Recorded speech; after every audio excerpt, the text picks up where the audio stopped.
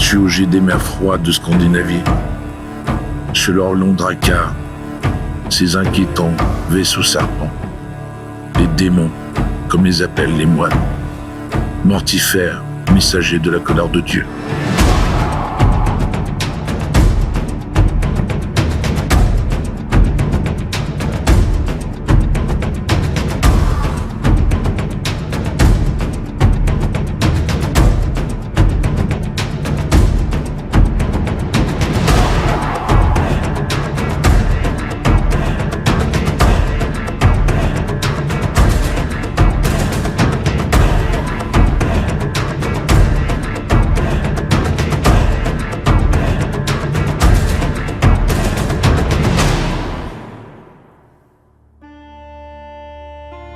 Durant le règne de l'Espoé, les attaques des Vikings en Bretagne s'intensifièrent. Déjà en 843, ils avaient mis à sac et incendié la ville de Nantes. Ils recommencèrent en 853 et s'installèrent sur un îlot de la Loire, d'où ils rançonnaient tous les navires qui passaient sur le fleuve. Espoé fut assassiné en 857 par Saladin, son cousin, qui devint roi de Bretagne. Sous le règne de Saladin, la monarchie bretonne atteignit son apogée. En 863, Charles le Chaud céda une partie de l'Anjou à la Bretagne. En 868, il céda encore la presqu'île du Cotentin. Saladin pouvait alors non sans raison se parer du titre de prince de la Bretagne et d'une partie de la Gaule. Il organisa la justice et l'administration. Il s'allia aux Francs, combattre les Vikings. Les finances bretonnes étaient prospères. Et Saladin pouvait même offrir au pape Adrien II sa statue en or, grandeur en nature, une couronne en or sertie de pierres précieuses et bien d'autres trésors. Un complot, outre Saladin, fut gourdi par son propre gendre. Pas Suiten, et par le gendre d'Espoé, Gurvand. Il livra le roi breton aux Francs qu'il assassina en 874. Pour sa mort, fut considéré comme une expiation de l'ordre d'Espoé. Et en souvenir de sa générosité et de la prospérité de son règne, Saladin est considéré comme un saint. Saint Saladin, Saint Salomon par les Bretons. À la mort de Saladin, la situation en Bretagne devient instable. D'une part, le seigneur breton et le chef de clan, les Mactiens, voulurent se dégager de la tutelle royale. D'autre part, les invasions vikings s'accrurent considérablement.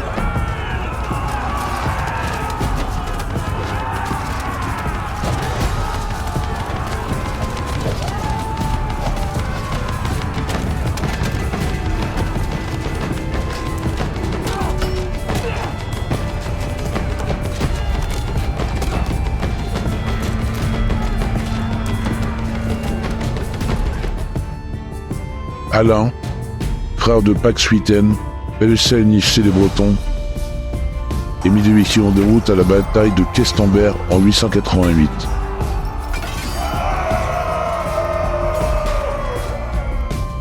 Il fut couronné roi et régna sur une Bretagne pacifiée jusqu'à sa mort en 907. La postérité lui a décerné le nom flatteur d'Alain le Grand. L'anarchie est apparue à la mort du roi Alain. Les rivalités des princes et des ravages vikings firent basculer le pays dans la désolation. De 907 à 936, la Bretagne sombra dans la guerre et l'anarchie. Il n'y avait plus de roi pour maintenir l'autorité légitime. Les Vikings partirent des divisions pour envahir, piller, détruire et massacrer. Ainsi, la ville de Nantes fut mise à sac. Le monastère de Saint-Guénolé à Landévennec furent aussi saccagés. Les comtes et les Mactiens cherchaient en France et en Grande-Bretagne. Les reliques des saints bretons furent emportées et mises à l'abri hors de lointaines abbayes.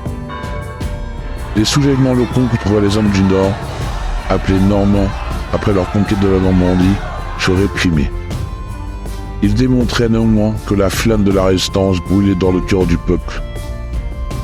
Le moine Yann, Abel de Landévennec était conscient de la volonté populaire. Mais comment la satisfaire et libérer la Bretagne de l'oppression normande? Il fallait un meneur, jeune et courageux. Il avait trouvé en la personne d'Alain Barbotot.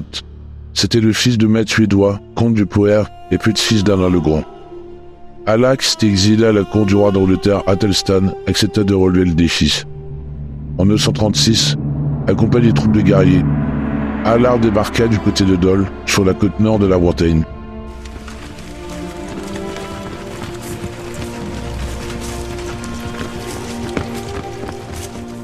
Et détruisit les colonies normandes de Dol, Saint-Brieuc et Plouivaux. Ces succès eurent un immense impact. Les Bretons soulevèrent en masse. En 937, le comte Even, chef du pays de Léon, battit les Normands à la bataille du Cardouan.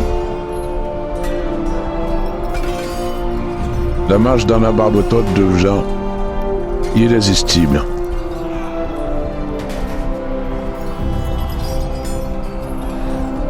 Il chassa les Normands de Nantes et fut couronné duc de Bretagne.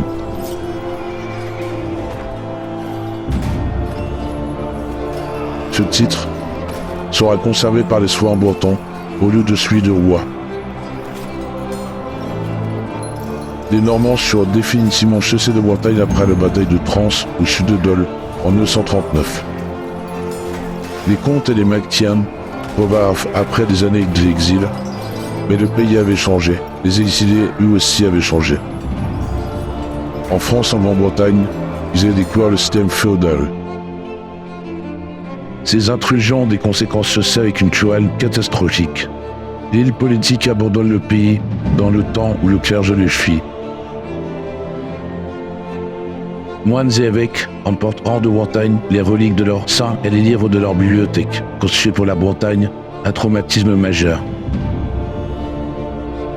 À l'heure de la reconstruction rendue possible par le retour négocié d'Alain Barbotot en 936, le peuple breton apparaît doublement décapité de ses élites autochtones. Il ne se remettra jamais vraiment de ce cataclysme qui oppose un frein durable à l'affirmation de son identité particulière, esquissée avec éclat et précocité durant un moment trop bref ou temps carolingien.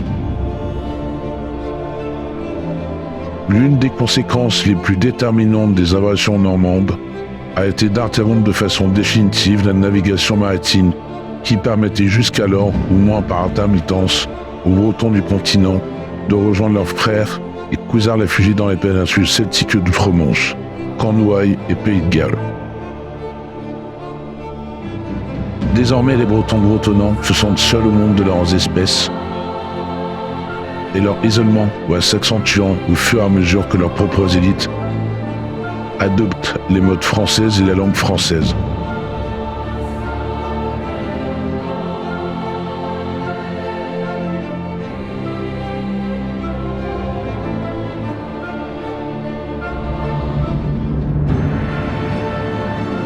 De royaume breton en duché, 8 siècles d'indépendance sont imprégnés cette terre de son peuple, de la force d'un pays, de la liberté d'une nation.